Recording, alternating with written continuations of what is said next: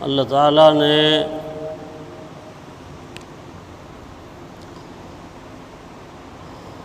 بعض اوقات کو اور بعض مقامات کو خود برکت والا قرار دیا ہے۔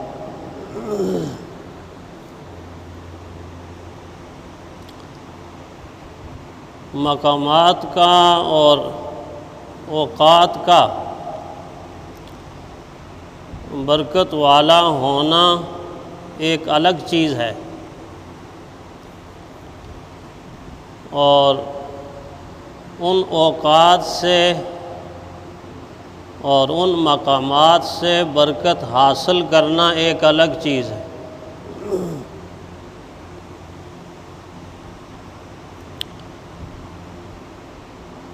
اللہ تعالیٰ نے کعبے کو انوارات کا مرکز بھی بنایا، برکات کا مرکز بھی بنایا، لیکن یہ برکت کعبے کی مسلمانوں کے لیے ہے، اہل ایمان کے لیے ہے، جو اس کو قبلہ مانتے ہیں ان کے لیے ہے، جو اس کی زیارت کرتے ہیں ان کے لیے ہے، جو اس کا طواف کرتے ہیں ان کے لیے۔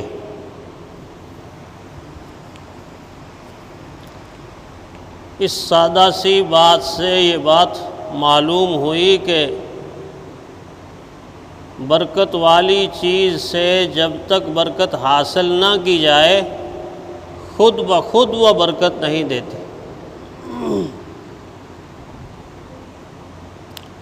دنیا کے معاملات میں بھی ایسا ہی ہے۔ دنیا کے معاملات میں ہم یہ بات سمجھتے ہیں، اچھی طرح سمجھتے ہیں کہ کسی چیز کا اچھا ہونا اس وقت تک فائدہ مند ثابت نہیں ہوتا کہ جب ہم اس کو اچھی طرح استعمال نہ کریں۔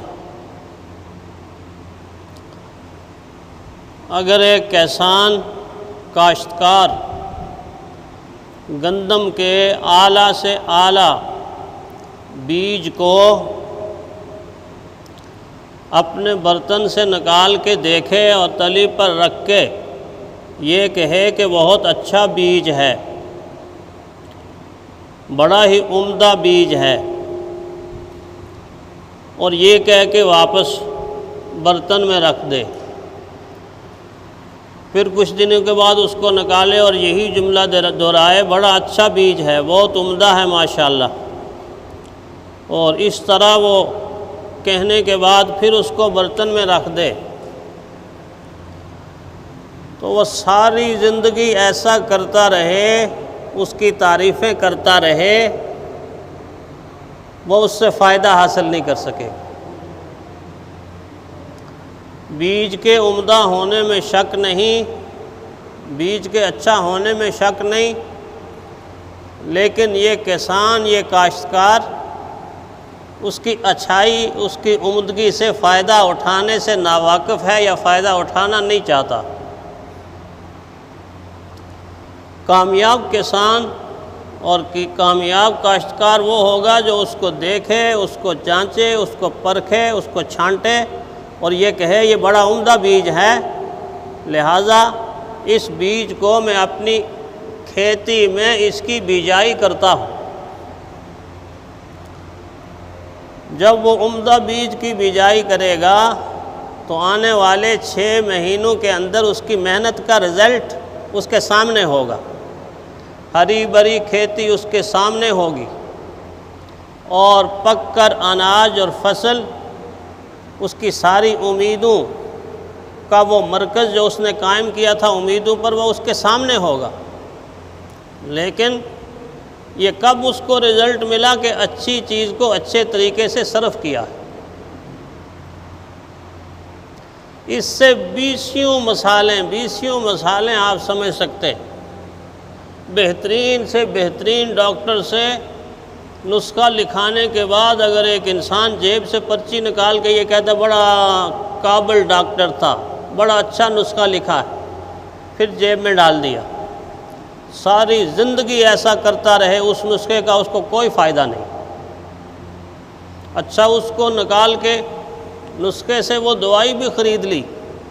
جو اس نسخے کے اوپر لکھی ہوئی تھی، پھر دوائی نکال کے یہ کہے کہ یہ تو کوالٹی نمبر 1 ہے، اعلیٰ دوائی ہے، بڑی اچھی کمپنی کی ہے، بہترین ہے، اور پھر جیب کے اندر رکھ دے، ساری زندگی اس دوائی سے فائدہ نہیں اٹھا سکتا۔ فائدہ تب اٹھائے گا کہ دوائی کو استعمال کرے گا، اور آگے قید یہ بھی ہے کہ استعمال اس طرح کرے گا کہ جس طرح ڈاکٹر نے نسخے کے اندر لکھا ہوا ہے کہ یہ گولی صبح کھانی ہے، یہ شام کو کھانی ہے، یہ دوپہر کو کھانی ہے، 3 گولیوں کی مقدار ہے، اس سے زیادہ نہیں کھانی، اس سے کم نہیں کھانی۔ اور کوئی نادان اگر یہ کہہ دے کہ 3 بتائی ہیں، چلو اکٹھی 3 کھا لیتا ہوں، تو ہو سکتا ہے کہ وہ اس دوائی جو شفا کے لیے استعمال کرتا ہے وہ بیماری کا باعث بن جائے۔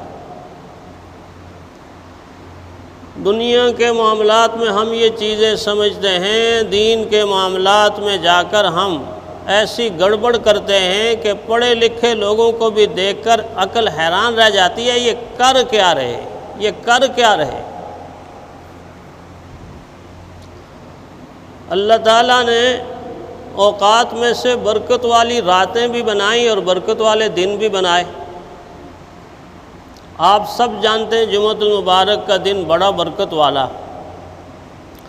عید الفطر کا دن بڑا برکت والا، عید الاضحیٰ کا دن بڑا برکت والا ہے، حج کے ایام بڑے برکت والے ہیں، حج کے مہینے کا پہلا عشرہ اور اس کی راتیں بڑی برکت والی ہیں۔ اچھا رمضان کے دن بڑے برکت والے،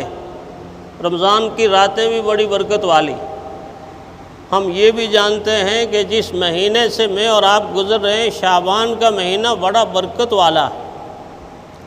رحمت کائنات صلی اللہ علیہ وسلم کی حدیث سنتے ہیں کہ اللہ کے نبی ماہ مبارک شعبان میں کثرت کے ساتھ روزہ رکھتے تھے۔ جب بھی ہم حدیث بیان کرتے ہیں تو یہ کثرت کا لفظ استعمال ہوتا ہے، کثرت کے ساتھ روزہ حضور صلی اللہ علیہ وسلم رکھتے تھے۔ پھر اسے ماہ مبارک کی نصف شعبان کی رات کو اللہ کے نبی نے فضیلت والا بتایا۔ لیکن حیرانی کی بات یہ ہے کہ شیطان اول تو نیکی کرنے ہی نہیں دیتا،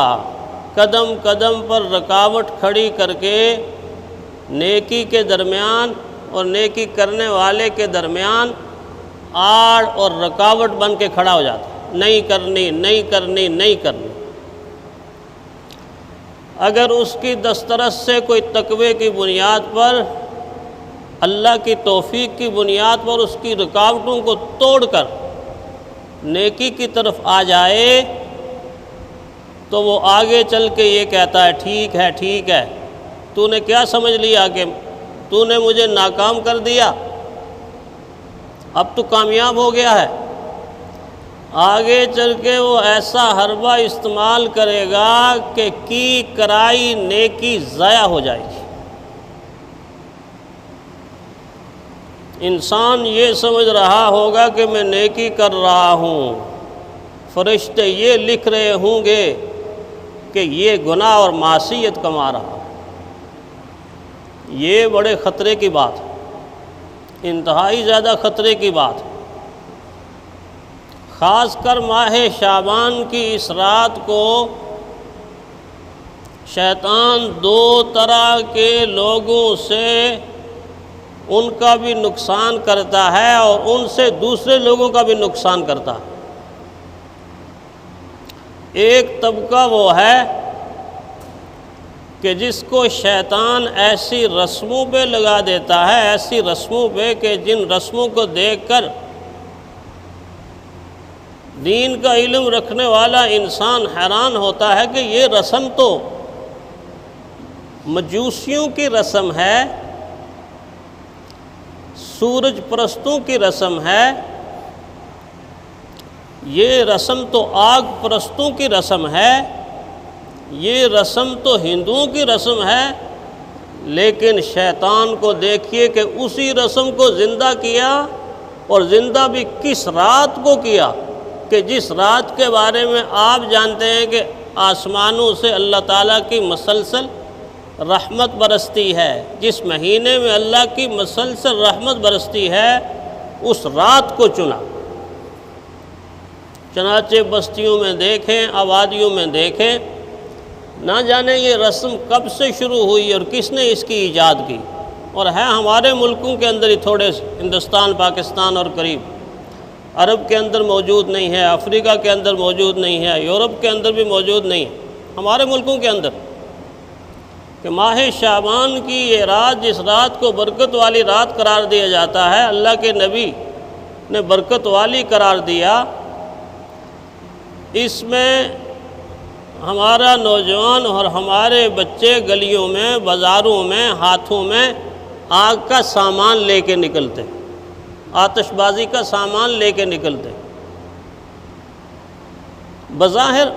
لوگ یہ سمجھتے ہیں کہ یہ تو ایک معمولی سی چیز ہے، چلو بچے خوشی منا لیتے ہیں، لیکن یہ آتش بازی کئی کبیرہ گناہوں کا مجموعہ ہے، کئی کبیرہ گناہوں کا، صغیرہ گناہوں کا نہیں، کبیرہ گناہوں کا۔ رحمت کائنات صلی اللہ علیہ وسلم نے فرمایا من تشبہ بقوم فہو منہم، لوگوں جس قوم کی کوئی قوم، کوئی فرد مشابہت اختیار کرے گا،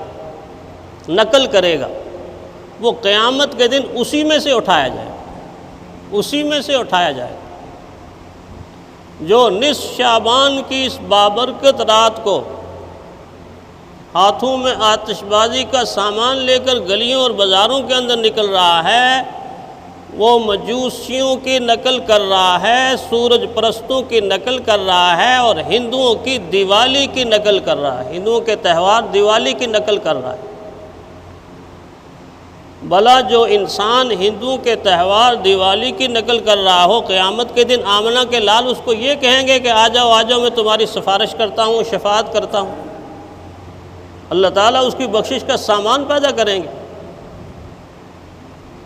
پہلا کبیرہ گناہ کہ ایسی قوموں کے ساتھ اس نے مشابہت اختیار کی کہ جو قومیں اپنے اس گناہ کی وجہ سے دوزخ کا ایندھن قرار دی گئی، دوزخ کا ایندھن قرار دی۔ اور کر کس معاشرے میں یہ رسم؟ اس معاشرے میں کہ جس معاشرے میں سینکڑوں نہیں، ہزاروں نہیں، لاکھوں لوگ اس وقت آپ کے ملک میں، آپ کے معاشرے میں رات کو اس حالت میں سوتے ہیں کہ ان کو ایک وقت کا کھانا بھی میسر نہیں ہوتا۔ اگر صبح کو کھایا ہے تو شام کو بغیر کھائے سو رہے ہیں، اور اگر شام کو کھایا ہے تو صبح کے کھانے کا پتہ کوئی نہیں کہ مزدوری ملے گی کہ نہیں ملے گی، کھانا ملے گا کہ نہیں ملے گا۔